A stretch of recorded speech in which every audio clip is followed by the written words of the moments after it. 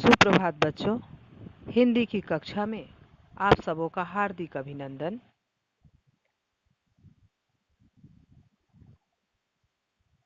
अभी हम ऋतुराज रचित कन्यादान कविता का अध्ययन करेंगे। आज सामाजिक मूल्य में परिवर्तन के कारण माँ की सोच बदल गई है, इसलिए माँ भी बेटी को परंपरागत उपदेश नहीं देना चाहती। आज की माँ जागरूक नारी है। तो और इस कन्यादान कविता की माँ परंपरागत माँ से अलग है, क्योंकि उसने बेटी को जो सीख दी है वह परंपराओं से अलग है। वैसे तो माँ ने बेटी को अपने कर्तव्यों का निष्ठापूर्वक निर्वाह करने की सलाह दी है, परंतु साथ ही उसे अपने आत्मसम्मान के प्रति भी सचेत किया है। यह कविता आधुनिक समाज का दर्पण है। एक ओर माँ बेटी के घनिष्ठ संबंध की चर्चा हुई है, दूसरी ओर हमें यहाँ समाज की वर्तमान स्थिति का दर्शन हुआ है। इस कविता का संबंध नारी जागृति से भी है। कवि ने यहाँ स्त्री की कमजोरियों पर प्रकाश डाला है। दहेज प्रथा जैसी समस्या पर कवि ने नारी को जागृत करने का प्रयास किया है। नारी को अपने शोषण के प्रति सचेत रहने की सलाह दी है। नारी अपने सभी गुणों तथा शक्तियों के साथ शोषण का डटकर सामना करने का साहस भी रखे। यहाँ कवि यही कहना चाहते हैं। देखिए कविता को। माँ ने कहा, पानी में झांककर अपने चेहरे पर मत रीझना। आग रोटियां सेकने के लिए है, जलने के लिए नहीं।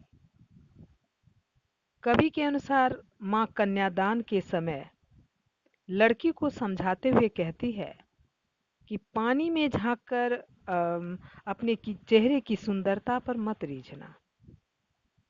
पानी परछाई दिखाता है, सुंदरता के प्रति तुम्हें आकर्षित कराता है, परंतु पानी की गहराई को भी तुम देखने का प्रयास करो। वह डूबने पर मृत्यु का कारण भी बन सकती है। उससे तुम सावधान रहना। आग रोटियां सेकने के लिए है, जलने के लिए नहीं। आग में केवल रोटी सेकी जाती है, वह जलने या जलकर मर जाने के लिए नहीं होती। यानी इसलिए तुम उस आग का शिकार मत बनना। ससुराल में दहेज नहीं ले जाने के कारण तुम्हें उलाहने दिए जाएंगे, तुम्हारा अपमान किया जाएगा, तो तुम उस अपमान को न सहते हुए आग में अपने आप को झुलसा मत लेना। माँ एक परिपक्व महिला है। अपने जीवन के अनुभव के आधार पर वह यह सब बेटी को सीख दे रही है। वस्त्र और आभूषण शाब्दिक भ्रमों की तरह बंधन है स्त्री जीवन के। माँ बेटी को समझाते हुए कह रही है कि वस्त्र और आभूषण स्त्रियों के लिए कमजोरी है। स्त्री को गहनों की चकाचौंध में उलझाकर पुरुष वर्ग उसका मानसिक शोषण करता है। ये शाब्दिक भ्रम की तरह है। वस्त्र और आभूषण शाब्दिक भ्रम की तरह, जिस प्रकार आलंकारिक शब्दों को कहकर श्रोताओं को मुग्ध कर दिया जाता है, उसी प्रकार ससुराल वाले तुम्हें वस्त्र और आभूषण देकर तुम्हारी स्वतंत्रता का हनन कर सकते हैं। तब तुम्हारे प्रति जो भी शोषण होगा तुम उसका मुखर विरोध नहीं कर सकती हो। माँ ने कहा, लड़की होना पर लड़की जैसी दिखाई नहीं देना।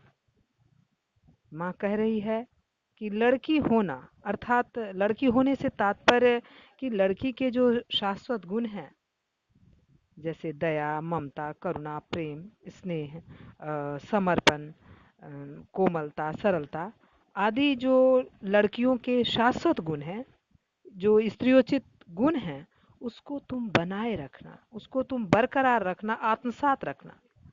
उसी गुणों पर परिवार की नींव मजबूत होती है, परिवार की बुनियाद खड़ी होती है।